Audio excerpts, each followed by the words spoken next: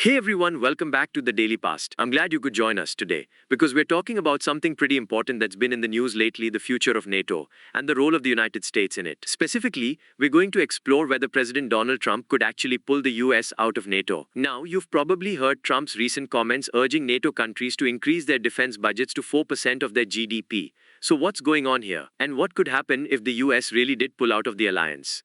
Well, stick with me and let's break it all down. Okay, first off, let's start with some background on this. If you're wondering what exactly is NATO, it stands for the North Atlantic Treaty Organization, and it's a military alliance made up of 31 countries. The main idea behind NATO is that all its members work together to keep each other safe. If one country is attacked, the others are supposed to come to its defense. But here's the thing. NATO countries have agreed to spend 2% of their GDP on defense. That's the goal. But as of 2023, only 11 out of 31 countries are actually meeting that target. And for years, President Trump has been saying that NATO members need to spend more. He's not happy with countries not paying their fair share, especially when the US is doing so much of the heavy lifting. So Trump's new suggestion, he wants NATO countries to double that 2% goal and spend 4% of their GDP on defense. Yeah, that's a big ask. But what would that really mean for NATO? Let's take a closer look. Let's talk about the financial impact first. You see, jumping from 2% to 4% would be a massive increase in military spending for many countries. Take Luxembourg, for example. Right now, they're spending just 0.58% of their GDP on defense. If they had to hit 4%, that's a huge jump. They'd have to find a lot of extra money. Now, what does that mean for those countries? Well, they'd likely have to rework their national budgets. That could mean cutting back on other important things, like healthcare, education, or social services. And let's be real, that's not an easy conversation to have with your citizens, right? People might start asking, why spend so much on defense when we have so many other issues at home? But here's the flip side. Spending more on defense could actually make NATO a lot stronger. With higher budgets, countries could upgrade their military equipment, buy better technology, and get more ready for any kind of threat. That means NATO as a whole could be more prepared for things like cyber attacks, terrorist threats, or even military aggression from other countries. So while the cost would be high, there could be a payoff in terms of better protection and readiness. But of course, that all depends on whether these countries are willing and able to commit to it. Now, we've talked about the financial side of things, but there's also the political side to consider. And here's the thing. Trump's call for higher spending might not be as easy to implement as it sounds. In many NATO countries, there's going to be political pushback.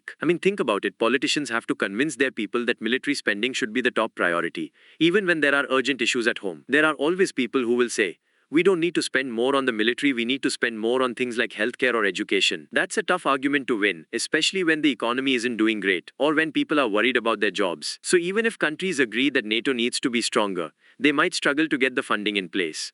And that could lead to protests or political fallout. Okay, now here's the big question. Could the US actually leave NATO? Trump has hinted at this before, saying that if NATO countries don't pay up, the US might just pull out. And that would have some serious consequences. Let's think about what that would mean. The US is huge in NATO. We're talking about military leadership, funding, and intelligence support. The US is kind of the backbone of the alliance. So if the US leaves, NATO would be left without one of its most powerful members. That would weaken NATO's ability to defend itself and deter threats from countries like Russia. Without the US, NATO might struggle to maintain its global presence, and countries like Russia could feel more emboldened, knowing that NATO is not as strong as it used to be. Now, if the US leaves NATO, Europe would need to step up and take more responsibility for its own defense. Countries like Germany, France, and the UK would likely have to play much bigger roles in maintaining security. But here's the problem. Even if these countries are willing, they might not be able to spend the kind of money needed to fill the gap left by the US. That means European countries would have to think about new ways to collaborate and maybe even form new defense arrangements. They might turn to other international partners or focus more on their own military capabilities. But again, this could lead to tension and potentially even instability in Europe, especially if countries start disagreeing on how to move forward. A US withdrawal from NATO wouldn't just impact Europe either. It would have major geopolitical consequences around the world. NATO is involved in missions far beyond Europe. Think the Middle East, North Africa, and even parts of Asia. If the US leaves, NATO's ability to manage these global security issues could be seriously compromised. Plus, without the US, other countries like Russia and China could try to take advantage of the situation, potentially increasing their influence in global affairs. This could create power imbalances and even lead to more conflicts around the world.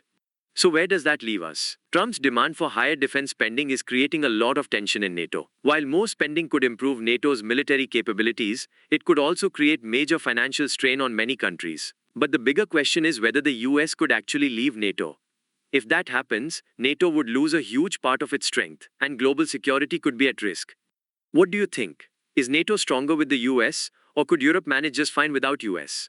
Drop your thoughts in the comments. We'd love to hear what you think. Thanks for watching the Daily Pass today. If you enjoyed this video, don't forget to give it a thumbs up, hit that subscribe button, and turn on the bell so you never miss a new video. Stay tuned for more, and as always, stay curious, stay informed, and keep watching the Daily Pass.